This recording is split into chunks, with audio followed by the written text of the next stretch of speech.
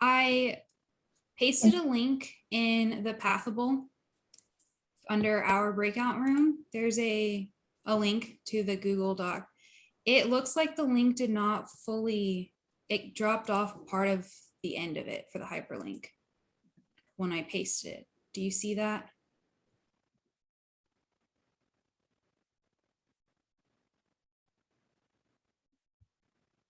Okay, so we can just start our discussion. I did press record, so it should be recording to the cloud. So we have a few guiding questions on the Google Doc of looking at funding for policy.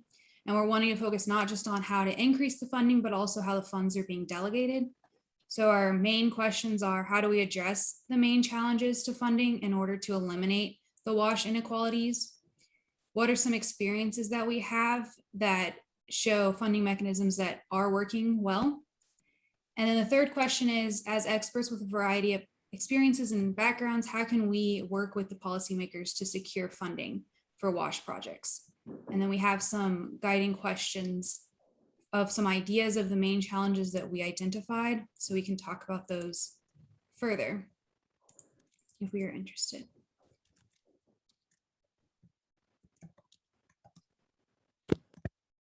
Kamal, is the Google Doc working for you? Can you see that?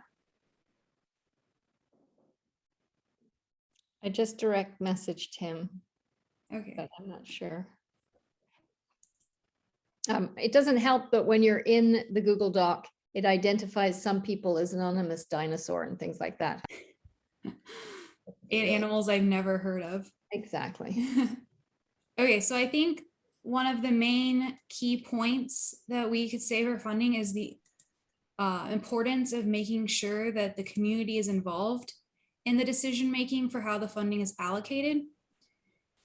And that also ties in to the question 1C of making, 1C, making sure that the funds, the way that they're written, the qualifications allow for access of people who need the funds. So some funding mechanisms only can go to public entities, but it's individual homeowners or homeless people who need access to those funds and they're not able to apply for them. So being able to change the qualifications on, I'm not saying all funding mechanisms, but specific ones to make sure that they're more accessible. And I think both Cecilia in the plenary this morning, and then again, the woman from Australia in the side event presentations, both mentioned this issue about not consulting beneficiary groups, not only about how the funding is spent, but what kind of technologies and systems are used. Yeah, I noted that as well when I think it was the woman from Australia in the plenary as well had said, you know, people come to the community saying we're putting this system in place and yet it's not anything that the community would maybe have trust in or familiarity with, or as Cecilia was saying, like the skills for water operators to operate such a system. And so I think all of those factors in the decision making all relate back to the funding sources and the power dynamics of who's making the decisions, for sure. And I think it comes back to capacity building.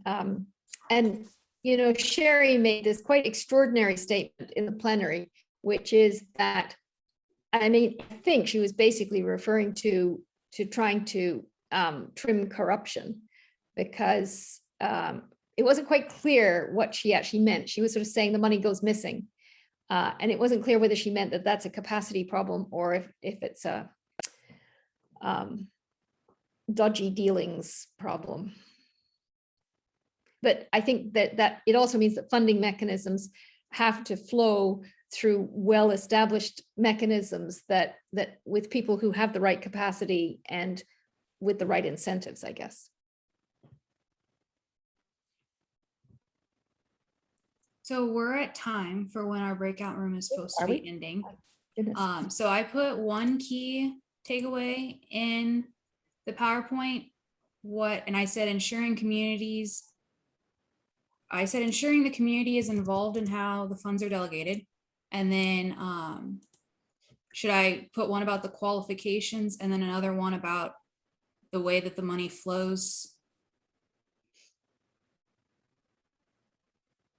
Yeah, and I wonder if we can capture this idea that funding should be empowering and not disempowering, because, you know, having power over how funds are spent can be a huge boost to a community in terms of building empowerment and self-determination, or it can be a drain and disempower people.